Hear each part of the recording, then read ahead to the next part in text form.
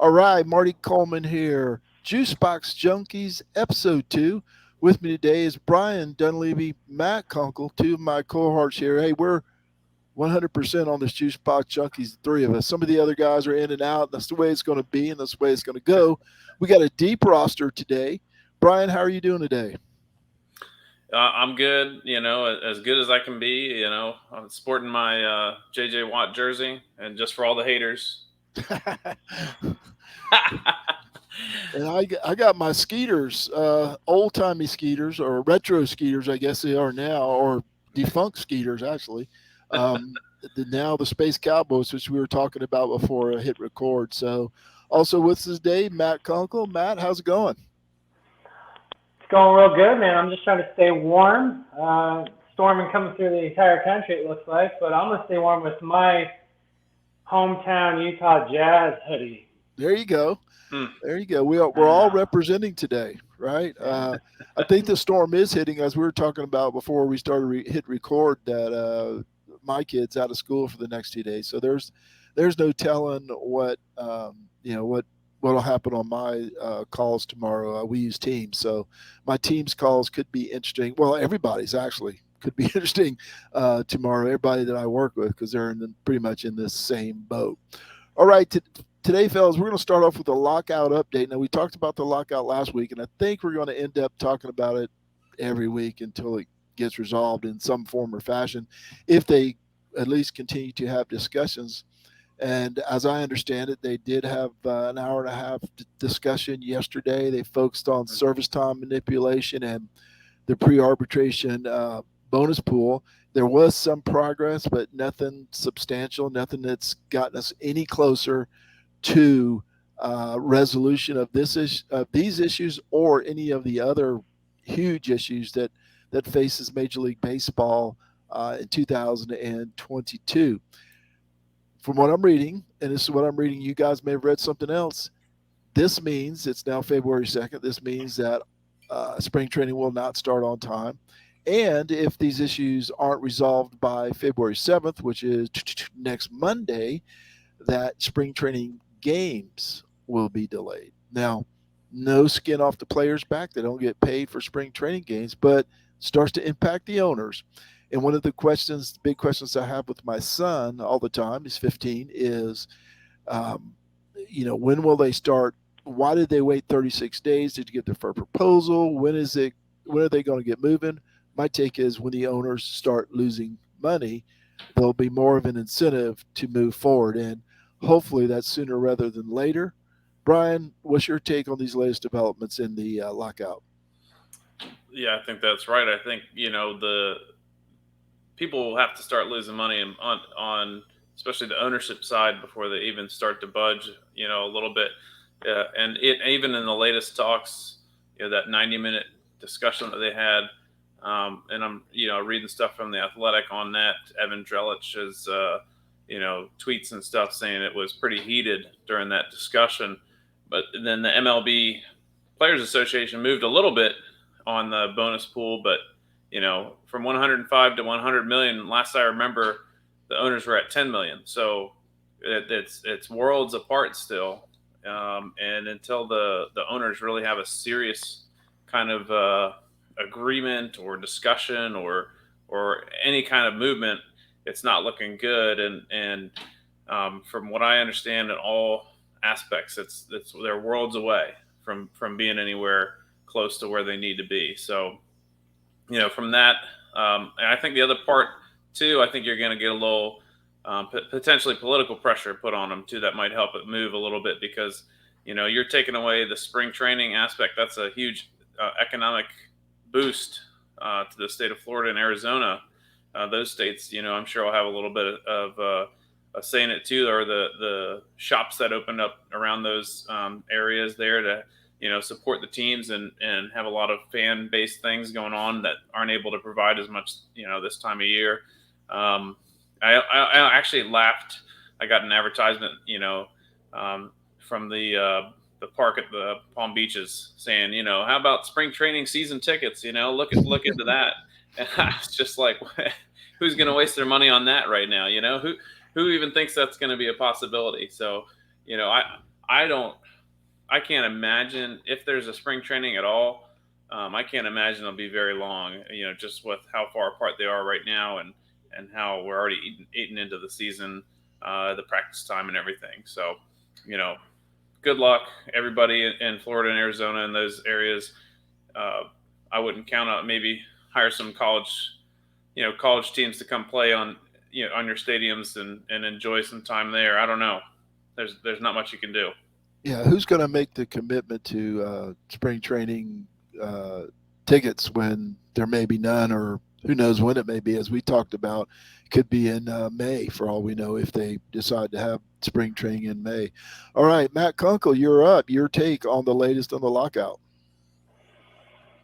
I mean, just seems like all quiet on the Western Front, and the chasm between what the players want and the owners want. And it seems like there's some momentum, but we got a long ways. And you got to think about who's incentivized to get things done right now. Right now, like the players don't.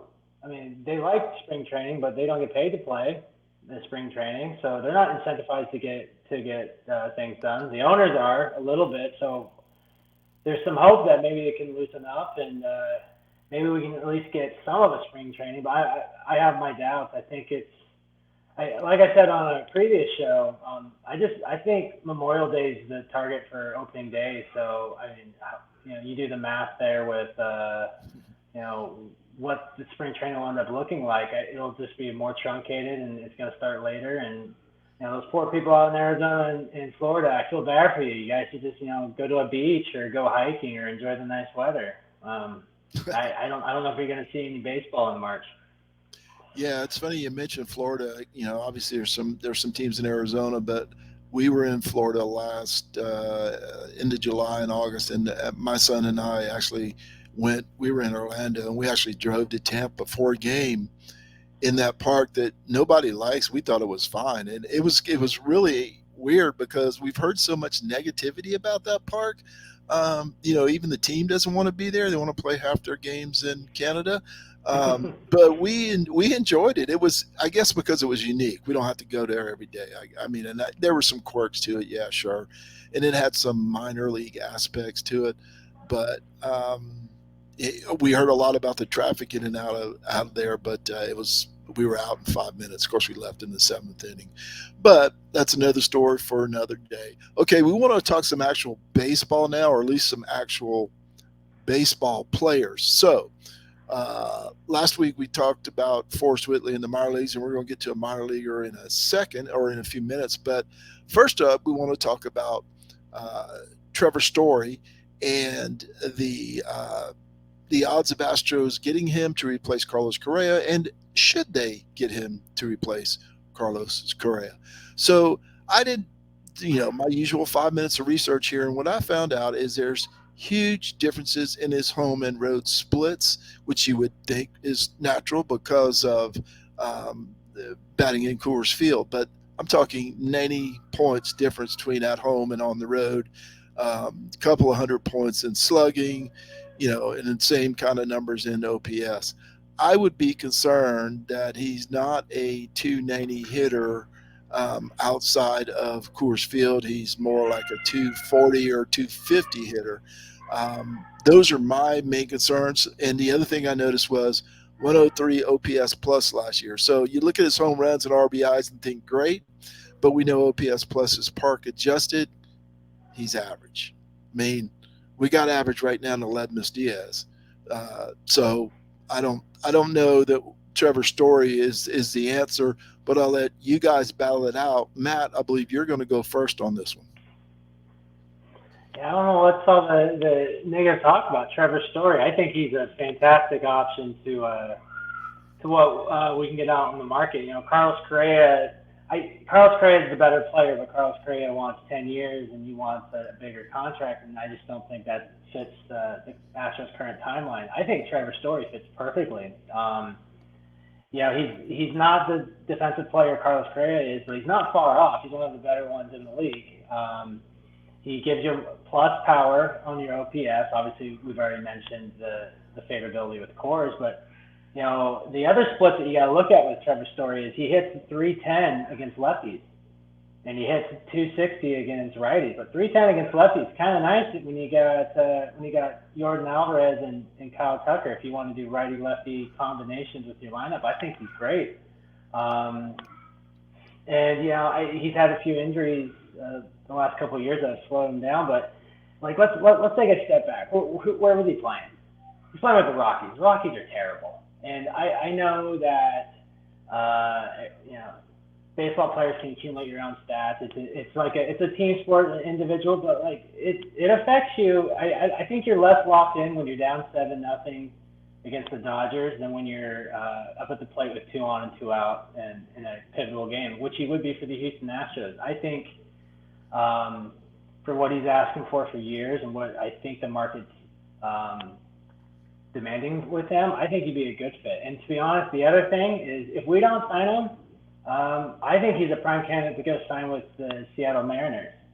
And the Mariners have already shown that they've closed the gap on the Astros in the last year, and they're on the way up. And we'll see how Jared Kelenic does this next year. He had a tough year, but he's supposed to be the future, and they got a great roster. They just need a bat, and if they sign Trevor Story, I think they'll be. I think the AL West will get real tight real quick. So anyway, I think Trevor Story is undervalued at the moment, and his defense, his availability, more than Aledmys Diaz. I love Aledmys Diaz, but I mean he spent so much time in Corpus Christi. I feel like he owns property down there. And I think he's a prime candidate for a good bounce back with some decent power. And he's a righty with power. Proper boxes, man. I think it fits. All right. So your take is like college football, where you sign everybody so they won't go somewhere else, right? You sign Trevor Story. Oh yeah. You sign everybody you can. And the other thing on Aledmys, you made a great point. Aledmys Diaz is a really good defensive third baseman. He's not a really good shortstop. He's below average at shortstop. He's really good at third base defensively, and he's average on the offensive end too. So next up, Brian, your take on Trevor Story. Which way are you going on this story? I think there's a really easy and clear story, and Trevor, please prove me wrong. But there's a reason he hasn't been signed. And that's because nobody wants a Rocky that doesn't play well away from home. And that's the bottom line. I mean, there's nothing else redeeming qualities about him. He's not the best defensive shortstop, in the game. He's not the best offensive shortstop in the game. What is he? He's a great Colorado Rocky. That's what he is. And that's why nobody signed him so far. So I say, my hot take is no thanks. I really don't want him. I would much rather see a rookie come up and start and get experience, and especially ones that have potential in our system that we might be talking about here in a little bit. I'd rather see that. You don't have to pay for that. That's a much cheaper expense, and I'd say the same gamble. If you look at their stats and everything comparatively, just really quick, like Marty went over, a whole bunch of things. I know you talked about his splits, but it's really striking to go from, 47 RBIs at home to 28 away, losing almost 100 percentage points for batting average. I mean, that's a huge difference. Up in strikeouts, more strikeouts. And the reason is, with all those stats and slugging is the same, is because the ball carries a little bit more. What might be a routine line drive or fly ball in Houston will be, off the wall in Colorado. So when you're going from almost zero elevation, from a mile high, it's going to have a huge impact on his game. And I don't think he's really worth it. I mean, across the board, stats wise, he is down. The only thing, it seems to me, he had a couple more home runs away. So it seems like he's just hitting for the home run average. It is what it is. And the other last comparison I'll give is fielding percentage. Just comparing, and obviously we know Carlos Correa is the best of the best, but Correa's fielding percentage, I'll just go back in the past 3 years, 98.1, 99.5, 99.3. Those are his fielding percentages for the past 3 seasons. Trevor Story, 97.5, 96.1, 98.7. So you're losing a whole lot if you're going to bring in somebody who also doesn't provide the same pop in the lineup. And I just really don't think it's worth the price tag. If you can get them for cheap, sure, why not? But you're not going to get them from cheap because there's so many people vying for quality shortstops that aren't a question mark like a rookie would be. So I'd say let somebody else have them, and they can, somebody like the Yankees can sink all their money into them and waste their cap space and then be garbage for the next decade again, like they have done time and time again. So here we are. We're starting to hit a theme in this podcast, and that theme is we don't want to pay Correa, which was Christian's take last week. Now we don't want to pay Trevor Story. Matt wants to pay Trevor Story, but 2 out of 3 of us, Matt, I'm sorry you got voted off the island.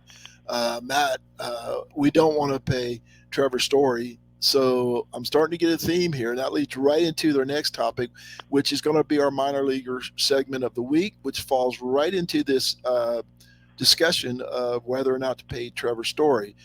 This week's minor leaguer is Jeremy Pena. And I, jokingly said we should have had him last week instead of Forrest Whitley, because this is the guy everybody assumes is going to be the shortstop for the Houston Astros this year, whether that's in combination with Aledmys Diaz or somebody else. His ETA is 2022, assuming they can get the collective bargaining agreement worked out.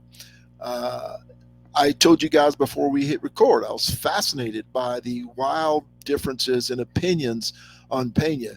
Baseball America has him at number 72. Baseball Prospectus has him at number 16. And Keith Law has him at 101, saying that he was the first guy out of his top 100. And the reasoning for that was that he sees Pena's upside as somewhat limited. Guess he does not believe he's the next Carlos Correa, for example. He had him down as a good player, but not, on that next level where he got into the top 100 on his list. A couple of stats here. Pena was 287 with 10 home runs at 122 at bats in AAA last season, but there was 35 strikeouts and 3 errors and 100 chances. In the Dominican Winter League, he batted 291 with 2 home runs and 117 at-bats, and again, 32 strikeouts. He's going to be a rookie. Strikeouts are going to be a problem. We know that, right? We know that, especially with the younger players. So what about a combination of, well, let's talk about Jeremy Pena first, Brian, and then we'll talk about how we solve the shortstop position without resorting to Trevor Story. Sorry, Matt. Well, the sad part is, talking about all these things, and I like Jeremy Pena a lot, but talking about all this stuff that we mentioned and just gives more credence in case for re-signing Carlos Correa. I mean, that's the bottom line. That we look at all the things that we will have to go through with the question marks with Trevor Story. You look at Jeremy Pena is going to be a rookie. He's going to be a work in progress. He's not going to be a middle of the lineup guy where that's what we're losing in Carlos Correa. So I like Pena. I think Marty, you're spot on saying that it's going to be rough going as a rookie. I mean, I remember myself looking back and hey, I was proven wrong, but Kyle Tucker, he did not start off like looking like he did this past season. And I was like, who is this guy? I looked at, from a coach's standpoint, I'm looking at him like, man, that he has one of the longest swings there is. I don't know if he's going to be able to even catch up to 97, 98. And, he proved us all wrong at this past season and was lights out and dynamite for the Astros when they needed it. And I think Jeremy Pena could have the same thing. He could be rough. I don't think he has the ceiling that Correa has. Marty, you mentioned his stats. From his prior reports and scouting history, what was shared at least was he's more a defensive gem than a hitting gem, but he has kind of flip-flopped while he's been in the minors. That he's been more offensive and not a perfect defender in the minor leagues as was previously examined. So that's still a big question mark there. I do like his potential, but I don't think he's going to be in the next 2 or 3 seasons. I don't think he's going to be anywhere close to the 5 hole or 6 hole in the Astros lineup. I think, at best he's 7, right? Most likely 8 or 9. Looking at things depending on how they want to do it. If they want to do the turnaround lineup, if Dusty's into that, where you have the speed at the bottom in case we don't clog up the bases with the slow catcher. But that's all philosophy, right? But in the end, I think Jeremy Pena has a lot of great potential.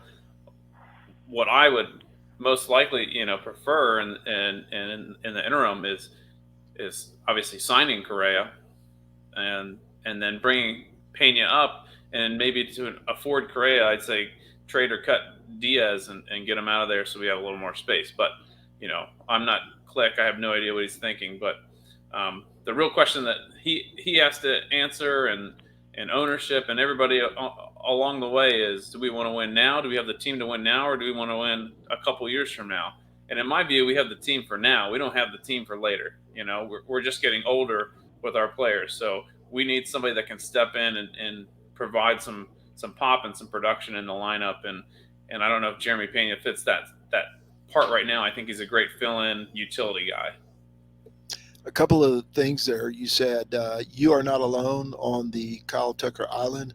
My son reminds me every time he hits one out of the park that I wanted to get rid of him after his 169 debut or whatever it was.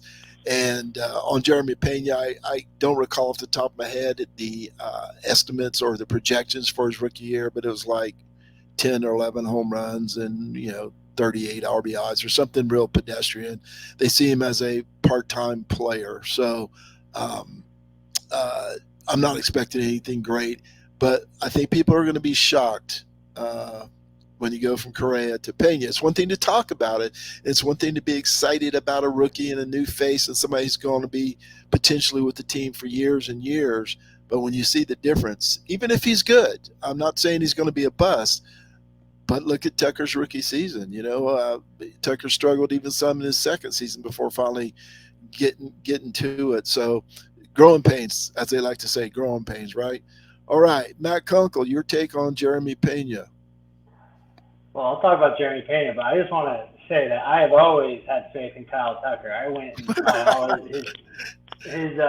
his minor league games. I loved him. I saw him and Jordan Alvarez out in Las Vegas, and I was like, man, the Astros are loaded. And I am still a big truther on Taylor Jones. I think he's gonna pop. Anyway, but back to Jeremy Pena. Look, I really like him. He's a great athlete. He certainly works out a lot. I see a lot of posts about how big his arms are. So I mean, good for him. I like that he works out a lot. But he seems to be someone that has plus size defensive abilities, and he's been getting better with his bat. He projects to be an everyday player, and unfortunately, he's just not going to be that right away. He's going to need at bats. He's going to need like 200, 400 at bats to really get a feel for how the game is. I remember we're talking about Kyle Tucker's struggles. I mean, do we remember Alex Bregman's struggles when he got called up? I think Good point. Didn't he start with one for 40?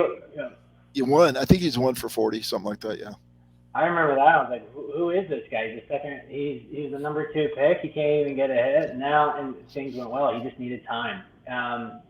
But then that brings it to the other point that Brian brought up. It's where is this team right now in trying to get a championship? We're trying to extend the window, and bringing in someone that's going to have to be in the back of the lineup, and he's going to have to take his licks, probably doesn't fit the model right now. This is why I'm leaning towards maybe getting a short-term deal done with Trevor Story. He's kind of in the same age with Altuve and Bregman and some of the older guys, and then I think Pena would be a great person to bring up and not get everyday at bats, but work his way into the lineup. And then we have that new age of Kyle Tucker, Jordan Alvarez, Jeremy Pena. I just think that would be the most seamless. If the Astros are serious about winning a title, that's why I lean towards getting Story over Pena. But no, I nothing but excitement every time I see his highlights and read about what he can be, and if he can just you know not have as many Ks in the minor leagues, and when he gets an opportunity to play in the majors, let's hope he pops because the Astros have shown that they can develop. I mean, no one knows where Framber Valdez came from. I still don't know where he came from, but he's great. I have full faith in the Astros development program, and let's just see what they do with Pena. You made an excellent point about being on the team and not being a full time player, and I think that benefited. We've got a recent example in Chas McCormick, right? Um, he ended up with 320 at bats, and he had 10 home runs for the All Star break. Kind of the power took a nosedive after the All Star break, but he hit 257 with 14 home runs and 50 RBIs as a rookie playing part time. Um, and I think it benefited him being at the major league level, but not having that full responsibility. I always tell the joke that's the day my son and I went to Corpus. We didn't even notice Chaz there, right? We went to see Seth Beer. We're Clemson guys, or I am. And so we went to see Seth Beer, uh, and we didn't even notice Chaz. And here's Chaz in the major leagues, crushing it as a part-time player. And he fell off a little bit, as I said, in the power in the second half. But there's some value to being on that major league team and learning without all the pressure of being an everyday player, much less an everyday shortstop for a contending team, which is a heck of a lot of pressure for a young guy. Okay, and that kind of leads us into our next topic here, guys. We want to talk about James Click's philosophy, and I think Brian led into it. Is perfect talking about what is it? What are we doing this year? Are we trying to win the championship? Are we rebuilding? Are we somewhere in between? And I've had this conversation about the San Antonio Spurs with my son too, because they're trying to win games and they're no good, and he's frustrated because they won't rebuild.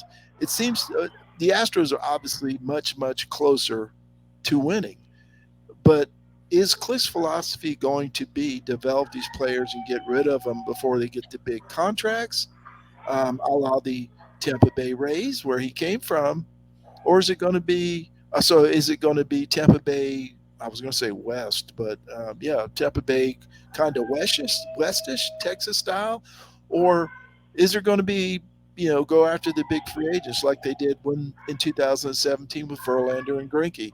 So Brian, I'll let you go first on this. What do you see as James Click? Maybe this year, yes, because we're interested in this year, obviously, but also long term. Click's philosophy with the Astros: develop and let them go, sign them long term, free agents. What are we going to see from James Click long term? Do you think? Well, so far I'm not a big fan of Click, and the reason is what you had mentioned before. The stark difference between him and Jeff Luno is um, development. Get your farm system really strong, and then when they're ready, bring them up and get them going, and have the best farm system, but also have keep your quality players under contract. And I know they all do it, and they all swing for the fences around trade deadline time, but when you sell the farm, literally at the trade deadline, and your return is you don't keep any of the guys that you trade for. Like you have contracts expire. You don't offer out some more details, some more extensions for the guys that perform well, particularly mid playoffs. I mean, I would sign at least two of those relievers mid playoffs and say, hey, you're doing a knockout job. You did a great job. So far in the regular season for the month or so that we had you, and in the playoffs you're standing out. So how about this 3-year deal? What do you think? And at least get something out of that trade. But when you lose some quality players in the farm system for a guy for 2-3 months, what that doesn't speak much confidence to me. That sounds more like a Yankees philosophy where it's sign them when they're good, and hopefully they stay that way, and you don't really have the farm to trade for them anymore, versus more developmental staff. And And I'll bring up this other hot take too, and this may be the only possible good out of the lockout. If we're locked out till June or July, here's the take, and I could be wrong, but Correa signs a 1-year deal with the Astros for a lot of money for a half of a season, so that he can prove it again to get the big contract in the offseason next year. Could be. That could be the thing. If we have a half season, we have a 50 game or 75 game season, Correa could easily say, hey, well, fine, I'll return to the Astros for 1 year for 35 mil, and then get my long term when we have all this monkey business going on. All right, now that is a take I don't think I've ever heard before. Has that ever happened? We haven't had a lockout in 152 years, so I guess stranger things have happened. I'll never say never, unless it's Matt Kunkel's idea. Then I'd probably say never. But I'll never say never. But what an interesting hot take. Okay, Matt, your turn to talk about James Click and your belief in this year. Is he playing for a championship? Is he rebuilding? Are we somewhere in between, that nebulous place in the middle of all that? That's what it kind of feels like to me. But your turn to speak to James Click. Yeah, I really like your analogy with the San Antonio Spurs. I mean, I think what the Astros are in is they're in this phase of trying to extend this championship window. Because, I mean, we've seen, baseball, the best teams rise to the top, but whoever wins the World Series, it's kind of who's hot and who's got the best bat or the best pitcher in the moment. So you just got to get yourself in that position. And I think what the Astros are trying to do is that they're trying to extend this window of having opportunities to really win the World Series. And if you take a step back and look at Click's background, I mean, he's analytically driven. He used to do a lot of articles for Baseball Prospectus in the early 2000s. He went to Yale. He's all about numbers and defensive efficiency metrics and emphasis on OPS per contract value and all these really nerdy things because he studies baseball. And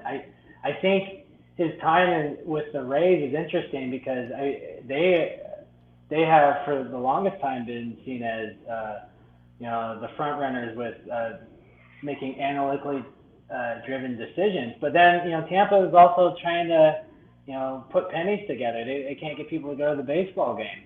And it's different when you come to the Astros when you have that analytically driven mentality, but then you have an owner that seems to be willing to pay more than the owners for the Rays are. And I've been for the most part been a fan of Click. He's done a good job. He re-signed Brantley. He brought in Verlander and McCullers. The Ryan Stanek signing might have been one of the best signings in baseball last year. I mean, I know we traded for Yimmy and Kendall Bregman. We lost him, but then we got this guy Phil Maton, who, if anyone's listening, there's a guy on Twitter that went after me because I was supporting Phil Maton, and then he was like the best pitcher in all the playoffs this year. I'm still waiting for that apology from that one person. So I think that was a great signing. And having the idea to bring up Chas McCormick and Jake Myers. I didn't even know who Jake Myers is until a couple months ago. And I think the biggest knock he's had is the Jake Odorizzi signing, which didn't look very good this year. But let's see what he does this next year. I think in general, Click's philosophy with this team has been to find a way to extend the championship window. Because I mean, you don't always have a guy like Altuve, Gurriel, Bregman, Correa, Springer. I know he's not there anymore, but you don't usually get this collection of talent together on a team. And I think he's doing a lot of interesting things. And I think this year, hopefully with a few signings and maybe just the right time with some call-ups, we can put together another championship team. All right. Well, the one thing that I will say that Click didn't do is Brooks Raley is now gone to Tampa Bay, and I think he's an underrated piece of that bullpen, or he was. I don't know if he would be in 2022, but I think he was in 2021. When I look at the underlying metrics, I'm kind of a metrics guy too. So maybe me and James Clicks are long lost cousins or something, because I'm a metrics guy too, and I looked at what Brooks Raley did. He was really undervalued, I think, and maybe Click doesn't see it the same. He went to Yale, so I'll give him the nod there. Um, I I'm still, the jury's still out for me, because both of you guys made great points, right? You've made some moves that are really good, but also, Brian, your point's an excellent one. That you've I wasn't a big Toro guy, and I wasn't all worried when he's hitting home runs every third at bat for Seattle, because I know he's going to come back down to earth, right? He was a 220 hitter or whatever, and that's really who he's going to be around that range. But there's still assets, and when you're not getting I was thinking more of panic. It's like, oh my God, we need somebody for the bullpen. We're going to sell our farm system, and we're going to trade away um, Brian De La Cruz and get Yimi Garcia, and that may work out fine, but there is nobody else to trade. If you call up Jeremy Pena, there's very few assets left in that bullpen, or in that bullpen in the minor leagues, that I would see that would get you anything. Greinke's gone now. So is Seth Beer, and everybody else traded for him. Wow, it's kind of disheartening, but it's Major League Baseball. He could fool me, and somebody he signs could turn out to be great. I don't see it in Hector Neris. I haven't seen him pitch a lot, but just looking at his numbers, analytically driven guy. We know that now from how I write. I don't see it in Hector Neris, but I hope I am wrong. All right, fellas, that's going to be it for this week. I appreciate the two of you jumping on. We had to schedule jumping around, and that's the way it's going to be with this podcast, and that's great. Works out really good. The three of us had a great conversation, about 36 minutes on the Houston Astros. So until next time, Matt Kunkel, Brian Dunleavy, appreciate both of you jumping on. Take it easy, Marty. No problem. See you, man.